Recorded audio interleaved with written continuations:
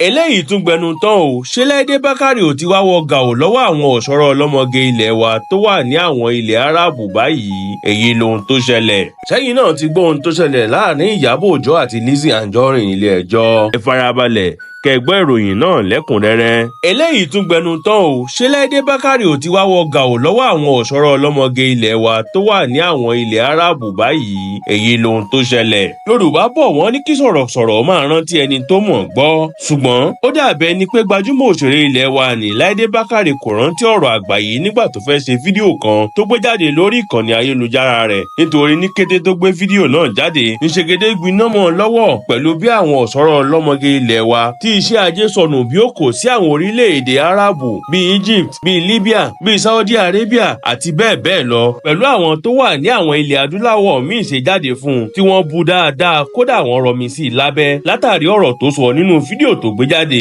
níbi tó ti sọ̀rọ̀ lórí àwọn ọmọ orílẹ̀-èdè Nàìjíríà tó máa lọ ń ṣiṣẹ́ ọmọ ọ̀dọ̀ tàbí òṣìṣẹ́ ilé ní àwọn orílẹ̀-èdè míì tó sì jẹ́ pé owó kékeré bí ẹgbẹ̀rún lọ́nà ọgọ́rùn-ún náírà ni wọ́n máa ń sọ fún wọn. Laide ní ìgbéraga àti ìjọra ẹni lójú ló sábà máa ń mú àwọn èèyàn yìí lọ ṣe irú iṣẹ́ ìdọ̀tí ní àwọn orílẹ̀-èdè yìí dípò kí wọ́n ṣe iṣẹ́ ọmọ ọ̀dọ̀ tàbí olùtọ́jú ilé lórílẹ̀-èdè wa. Laide túbọ̀ sọ àwọn ìrírí rẹ̀ pẹ̀lú àwọn èèyàn nígbà tí ó ń gbìyànjú láti gba ẹni tó máa bá a tọ́jú ilé. Ó ní níṣe ni wọ́n máa ń yànbọ tí wọn yóò sì máa béèrè lọ́wọ́ ẹni tó fẹ́ gbà wọ́n ṣiṣẹ́ pé ọmọ mélòó ló ní tàbí bóyá ó ti bímọ, tí wọ́n á tún máa fọwọ́ lálẹ̀ fúnyàn lórí irú iṣẹ́ tí wọ́n lè ṣe tàbí èyí tí wọn ò lè ṣe. Arẹwà òṣèré tó jẹ́ ọmọ bíbí ìlú Ìbàdàn yìí ní ó tiẹ̀ dé ìkóríta kan tí òun ní láti kọ́kọ́ máa rán àwọn òṣìṣẹ́ ìlọsọ́dọ̀ ìyá òun ní Mùṣin fún bí oṣù méjì kí ìyá òun kọ́kọ́ gbé wọn yẹ̀wò ná kí wọ́n mọ irú èèyàn tí wọ́n jẹ́ kó tó di pé wọ́n máa gbé wọn wá sílé òun. Laide ní ìyàlẹ́nu ńlá ló jẹ́ fún òun nígbà tí òun ṣe ìfọ̀rọ̀wérọ̀ pẹ̀lú ọ̀kan nínú àwọn òṣìṣẹ́ tó wáṣẹ́ wá sí ọ̀dọ̀ òun tí òun wá sọ fún un pé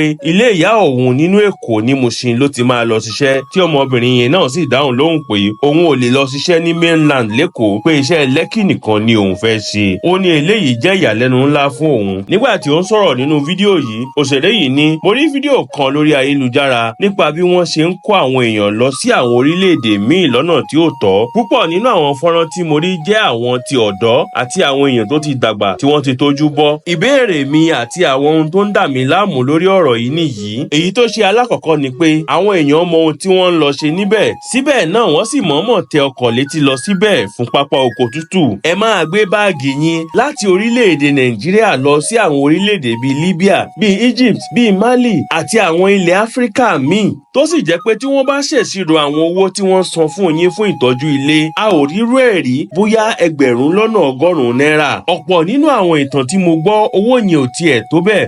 Ẹ wo irú ìrìn àjò tẹ máa rìn, kẹ́ wo bí ìrìn àjò náà ṣe máa lọ. Ẹ máa gba Sahara, wọ́n máa gbé yín gbanú ẹ̀rẹ̀, wọ́n máa gbé yín gbanú aginjù igbó. Tẹ́ ẹ bá wá débẹ̀ tán, wọ́n tún wá máa san ẹgbẹ̀rún lọ́nà ọgọ́rùn-ún náírà tàbí ẹgbẹ̀rún lọ́nà àádọ́ta náírà tẹ́ ẹ bá yí sí owó Nàìjíríà tán fún yín fún iṣẹ́ ọmọ ọ̀dọ̀. Bó tilẹ̀ jẹ́ pé mo rí àwọn kan tí inú wọn dùn, mo rí ọmọbìnrin kan tó jẹ́ pé ìtàn rẹ̀ ló jẹ́ kí n ṣe fídíò yìí. Iṣẹ́ náà tẹ́ lọ́rùn gan, ó sì jẹ́ arẹwà obìnrin tó sì ń fi iṣẹ́ tó ń ṣe yìí yangàn. Ó dàbí ẹni pé orílẹ̀-èdè Iraq ló wà. Ọmọ ó kúrò ní Nàìjíríà, ó lọ ń gbé ní Iraq, ó lọ ń gbé ní Afghanistan, ó lọ ń gbé níbi tí wọ́n ti ń jagun nítorí pé iṣẹ́ tẹ́ ẹ lọ ń ṣe níbẹ̀ yẹn ẹ fẹ́ ṣe ní Nàìjíríà. Ẹ jẹ́ kí n sọ kinní kan fún yín bí àpẹẹrẹ. Mi ò ṣàwàdà o. Ó nígbà kan tí mo nílò ẹni tó máa ràn mí lọ́wọ́ nínú ilé láti ṣe ìtọ́jú ilé. Mo wá rí i pé gbogbo wọn ti lajú, gbogbo wọn ti ya wèrè sílùú débi pé láti orí fóònù báyìí ni wọ́n ti máa béèrè lọ́wọ́ rẹ̀ pé ọmọ mélòó ló bí, kí làwọn iṣẹ́ tí àwọn máa ṣe. Wọ́n máa gbákọ ni, wọ́n á sì tún bẹ̀rẹ̀ sí ní fọ̀rọ̀ wá ẹ lẹ́nu wò. Ìwọ tó o fẹ́ gbà wọ́n ṣiṣẹ́ tí wàá máa sanwó fún wọn lóṣooṣù, wọ́n máa béèrè àwọn ìbéèrè lọ́wọ́ ẹ láti gbé ẹ yẹ̀ wò. Ẹ jẹ́ kí n sọ ìṣẹ̀lẹ̀ kan tó yani lẹ́nu kan fún yín.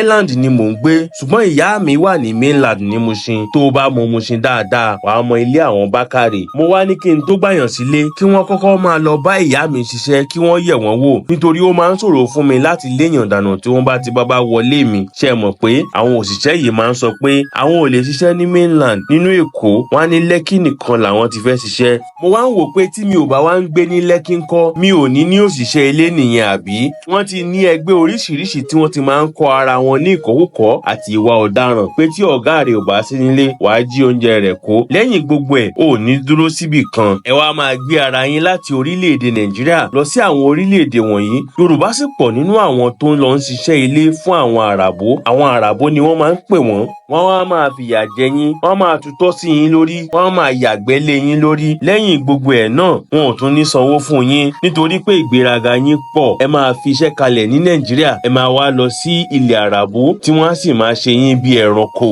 Mo sì máa sọ̀rọ̀ lórí ọ̀rọ̀ yìí gan. Ó tẹ́ yín lọ́rùn láti lọ sí ìlú Árábù kan máa lò yín bí ẹranko níbẹ̀ yẹn ju kẹ́ ẹ wá ṣiṣẹ́ ní Nàìjíríà lọ. Lẹ́kì nìkan lẹ ti fẹ́ dúró tí kì í bá ṣe Lẹ́kì ẹ ò lè ṣiṣẹ́. Báyìí àti bẹ́ẹ̀ bẹ́ẹ̀ lọ ni òṣèrébìnrin ṣe sọ̀rọ̀ nínú fídíò rẹ̀ yìí. Tí àwọn ọmọ Nàìjíríà tí wọ́n ṣiṣẹ́ Shagala, ìyẹn iṣẹ́ ọmọ ọ̀dọ̀ tàbí òṣìṣẹ́ ilé ní àwọn orílẹ̀-èdè Árábù sì jáde fún lọ́tùn lósì, tí wọ́n sì ń wọ́ Àlájà yìí nílẹ̀ tuurutu bí ẹni tó jí ẹran iléyá gbé lọ́jọ́ ọdún kọ̀la, tí wọ́n ń bú gidigidi. Kódà wọ́n fi wé oríṣiríṣi nǹkan tí ọ̀pọ̀ nínú àwọn èèyàn yìí sì ṣe àlàyé pé àkọ́kọ́ àwọn ò fẹ́ máa ṣèranù nítorí ọ̀nà àtijẹ lórílẹ̀-èdè Nàìjíríà ni àwọn fi wá kún ìrìn ẹsẹ̀ àwọn. Lẹ́ẹ̀kejì ni pé iṣẹ́ àwọn ní owó lórí gan débi pé àwọn fi ń ṣe oríire tí àwọn bá padà sílé. Paríparí rẹ̀ ni pé tí Nàìjíríà bá dáa, tíṣẹ́ bá wà bí Láìdé ṣe sọ yìí, àwọn ò ní lọ sí àwọn orílẹ̀-èdè Árábù yìí láti ṣiṣẹ́. Ilé làwọn náà máa wà. Lẹ́yìn gbogbo atótónu, èébú àti oríṣiríṣi ìjà lórí ayélujára, òṣèré yìí ti jáde láti sọ̀rọ̀ àti láti tọrọ àforíjì tó sì ní òun ò ṣàfojúdi tàbí pé òun sọ àwọn ọ̀rọ̀ yìí láti fojú pa ẹnikẹ́ni rẹ́. Ṣùgbọ́n ohun tí òun gbìyànjú láti sọ ni pé kájọ fọwọ́sowọ́pọ̀ ká ṣiṣẹ́ ní Nàìjíríà kí Nàìjíríà náà lè tẹ̀síwájú.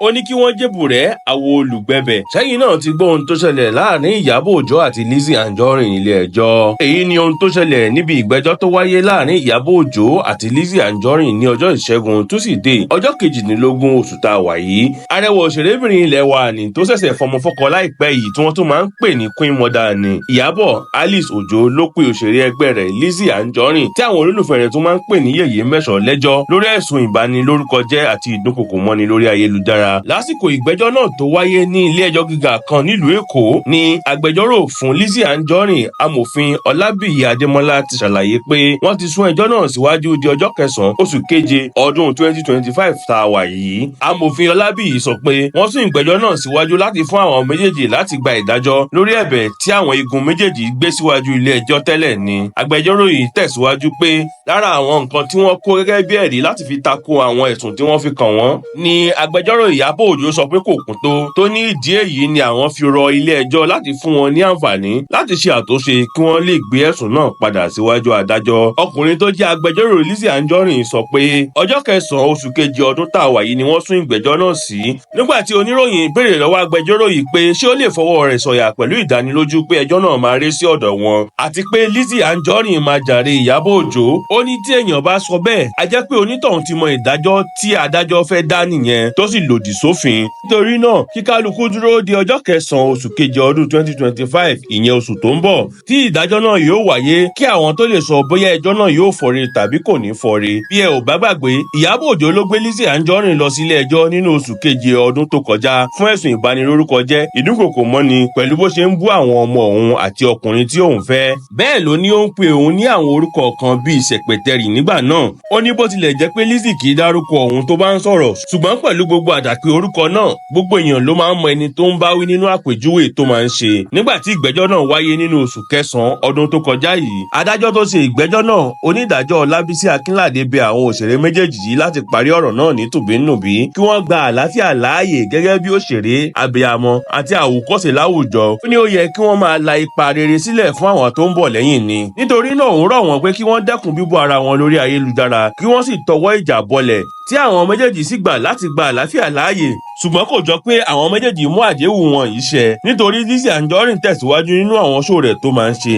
Tí Iyabo Ojo náà sì jáde nínú oṣù kínní ọdún tá a wà yìí láti kìlọ̀ fún Lizzy pé kó yé bú òun, àwọn ọmọ òun pẹ̀lú gbogbo ẹni tó súnmọ́ òun lórí ayélujára, tí wọ́n sì padà sí ilé ẹjọ́ nínú oṣù kẹrin ọdún tá a wà yìí lẹ́yìn tí agbẹjọ́rò Lizzy Anjorin sọ pé kì í ṣe pé wọ́n ti parí ẹjọ́ náà. Ó ní onídàájọ́ kan gbà wọ́n ní ìmọ̀ràn pé kí wọ́n yanjú ẹ̀ ní tùbínùbí ni kí wọ́n yé bá ara àwọn jà tàbí fà wàhálà lórí ayélujára. Ṣùgbọ́n ilé-ẹjọ́ ò ní kí àwọn má padà wá mọ́ tàbí kó ní káwọn lọ yanjú ẹ̀ lábẹ́lé. Ó ní ká ní wọ́n sọ bẹ́ẹ̀ ni ó ṣeé ṣe kí wọ́n má rí àwọn nílé ẹjọ́ mọ́. Ní báyìí ó tún di ọjọ́ 9 oṣù tó ń bọ̀ ká tó tún mọ irú ọmọ tí ọ̀rọ̀ náà máa bí.